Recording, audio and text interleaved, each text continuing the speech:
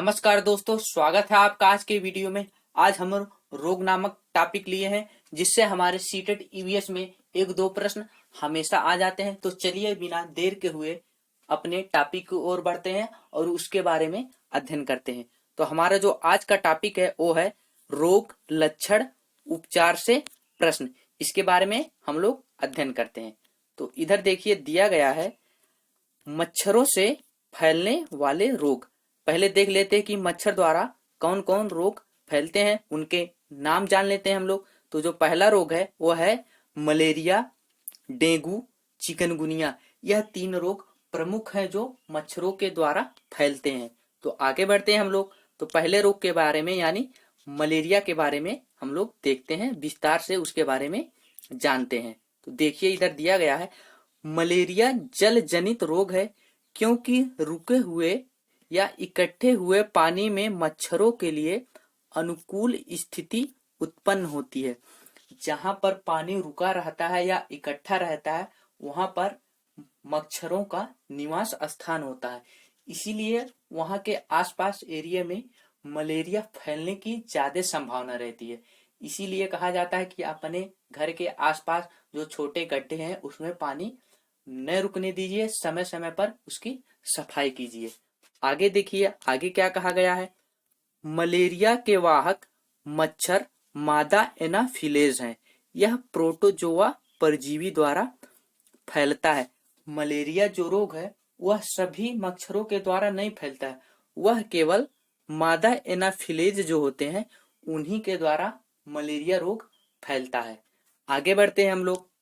आगे दिया गया है मलेरिया रोग के लक्षण। इसको देख लीजिए। जो रोग के लक्षण है मलेरिया के, कपकपी लगना यानी कि ठंडक लगती है, सिर दर्द होता है और हल्का बुखार रहता है। तेज बुखार नहीं रहेगा, हल्का हल्का बुखार रहेगा। यही तीन लक्षण है किसके? मलेरिया रोग के। कपकपी लगना, सिर दर्द और हल्का बुखार। अब इसके उपचार के बारे में देख लेते हैं। इसके उपचार के बारे में देखिए इधर दिया गया है यहाँ पर उपचार। मलेरिया की दवा सिनकोना वृक्ष से प्राप्त होता है। वृक्ष का क्या नाम है? सिनकोना। इसको आप लोग अच्छी तरह से याद कर लीजिए, बहुत ही इंपॉर्टेंट है। बहुत बार परीक्षा में पूछा जा चुका है कि किसके वृक्ष से मलेरिया की दवा प्राप्त होती है। तो हमारा वृक्ष होगा वह सिनकोना। देखिए इधर आगे, इनकी छाल से कुनैन नामक औषधि प्राप्त की जाती है, जो मलेरिया ज्वर की दवा है, जिसका स्वाद कड़वा होता है। किससे प्राप्त होता है कुनैन दवा? सिनकोना वृक्ष से प्राप्त होता है। उसके छाल से ही कुनैन नामक औषधि प्राप्त होती है, जो कि मलेरिया ज्वर की दवा है। अगर कुनैन दवा का स्वाद पूछा जाता है तो कड़वा होता है। क्या होता है? कड़वा होता है। उसका स्वाद जो होता है कड़वा होता है। आगे बढ़ते हैं। आगे देखिए हेडिंग में हम दिए हैं, इसको अच्छी तरह से लिखे हैं। रोनाल्ड रास साहब के बारे में हम लोग देखते हैं, इनके बारे में अध्ययन करते हैं। पहले देखिए इनका जन्म के बारे में हम लोग देखते हैं। जन्म भारत के उत्तराखंड राज्य के कुमाऊं के अल्मोड़ा जिले के एक गांव में हुआ था। इनका जन्म उत्तराखंड राज्य के कुमाऊं के अल्मोड़ा जिले के एक गांव में हुआ था। वैसे यह कहाँ के निवासी हैं? ब्रिटेन के, लेकिन इनका जन्म भारत में हुआ था। इनका योगदान क्या है उसको देख लीजिए।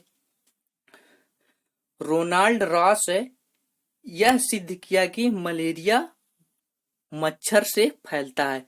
रोनाल्ड रॉस साहब ने यह सिद्ध किया था कि मलेरिया रोग है जो वह किसके द्वारा फैलता है? मच्छरों के द्वारा फैलता है। यही इन्होंने सिद्ध किया था। इसीलिए इनको एक पुरस्कार दिया गया था, जो कि चिकित्सा क्षेत्र का सर्वोच्च पुरस्कार माना जाता है, यानी कि है ही। तो उस पुरस्कार का नाम है नोबेल पुरस्कार।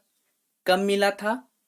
1902 में चिकित्सा के क्षेत्र में मिला था। क्यों मिला था? अभी हम आपको बताए हैं कि इन्होंने ही बताया था कि मलेरिया मच्छर से फैलता है। इनके बारे में आप लोग पढ़ चुके हैं। तो हम लोग आगे बढ़ते हैं। आगे जो टॉपिक है उसको देखते हैं, यानी कि जो अगला हेडिंग है देखिए अगला हेडिंग दिया गया है वो दूसरा रोग चिकनगुनिया। इसके बारे में देखिए, चिकनगुनिया के बारे में हम लोग देखते हैं। चिकनगुनिया, चिकनगुनिया का संक्रमण एडीज एजिप्टी प्रजाति के मच्छर के काटने से फैलता है। किससे फैलता है? एडीज इजिप्टी प्रजाति के मच्छर के काटने से फैलता है। मलेरिया जो देखे थे हम लोग रोग, वो किसके द्वारा फैलता हो? वो मादा एनाफिलीज, मादा एनाफिलीज के द्वारा वो फैलता है। और यह किसके द्वारा फैलता है? यह फैलता है एडीज इजिप्टी प्रजाति के मच्छर के काटने से फैलता है। यह मादा एनाफिलीज के द्वारा नहीं फैलता है, यह अलग प्रजाति के मच्छरों के द्वारा काटने से होता है। वह प्रजाति है एडीज इजिप्टी प्रजाति। यह विषाणु जनित रोग है। कैसा रोग है? यह विषाणु जनित रोग है। इसके लक्षण क्या हैं उसको देख लीजिए। इसके जो लक्षण हैं वह है बुखार, जोड़ों का दर्द अचानक उभरता है, जोड़ों का दर्द जो है वो अचानक ही उभर जाता है। और अन्य लक्षण क्या है इसके? त्वचा पर ददोरा या सिर दर्द, यही इसके लक्षण है। आप लोग इसको अच्छी तरह से देख लीजिए, सीटेट ईवीएस में ये सब जरूर पूछे जाते हैं। आगे बढ़ते हैं हम लोग। अगला रोग दिया गया है वह है डेंगू। डेंगू के बारे में देखिए, यह भी विषाणु जनित रोग है। आपका चिकनगुनिया रोग था वह भी विषाणु जनित रोग था, और डेंगू जो है वह भी विषाणु जनित रोग है। यह भी एडीज इजिप्टी प्रजाति के मच्छरों से काटने से फैलता है। अगर देखा जाए चिकनगुनिया और डेंगू दोनों एक ही प्रजाति के मच्छरों के काटने से फैलता है। इसके लक्षण देख लीजिए, इसके लक्षण भी लगभग समान है, बुखार और मांसपेशियों और जोड़ों में दर्द, यानी कि चिकनगुनिया और डेंगू दोनों के लक्षण समान है। अब आगे बढ़ते हैं हम लोग। अगला जो रोग दिया गया है उसको देख लीजिए। अगला रोग है जापानी मस्तिष्क ज्वर। इसके बारे में देखिए, यह रोग भी मच्छर के काटने से फैलता है। जितने रोग के बारे में हम यहाँ पर बता रहे हैं वह सब मच्छरों के काटने से ही फैलता है। देखिए ये भी मच्छर के काटने से ही फैलता है। यह भी विषाणु जनित रोग है। क्या है? विषाणु जनित रोग यह भी है। इसका अन्य जो नाम है उसको देख लिए।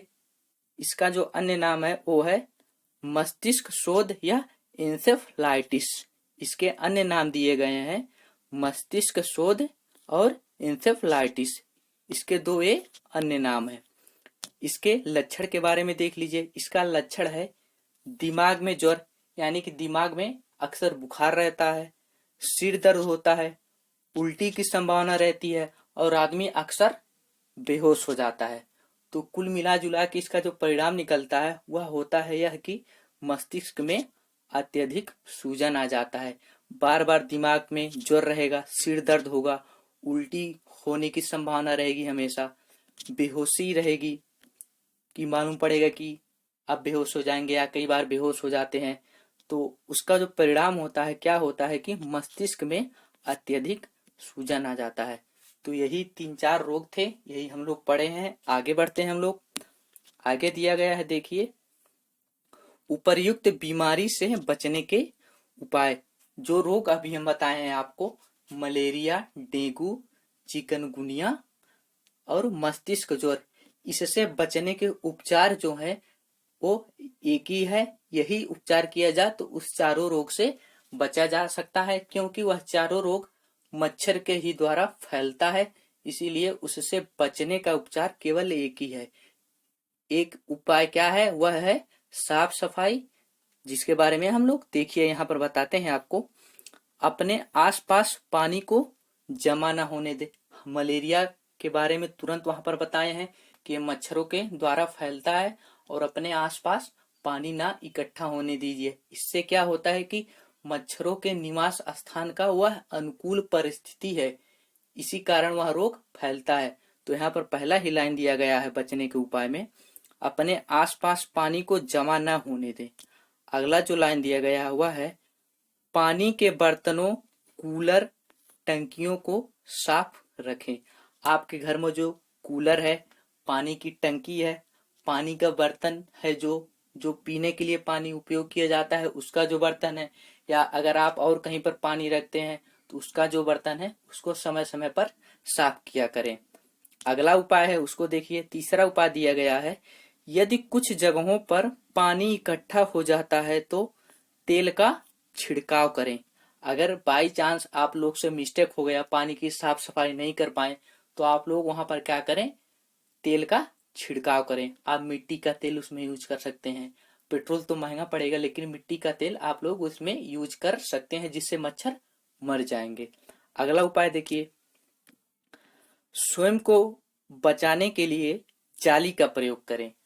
मच्छरों से बचने के लिए आप लोग मच्छरदानी का प्रयोग अवश्य करते होंगे, तो वही यहाँ पर दिया गया है कि स्वयं को बचाने के लिए जाली का प्रयोग करें। तो यही आज का वीडियो था हमारा, जो रोग से संबंधित था। आशा करता हूँ कि आपको अच्छा लगा है। अच्छा लगा है तो कमेंट करके जरूर बताइएगा। धन्यवाद।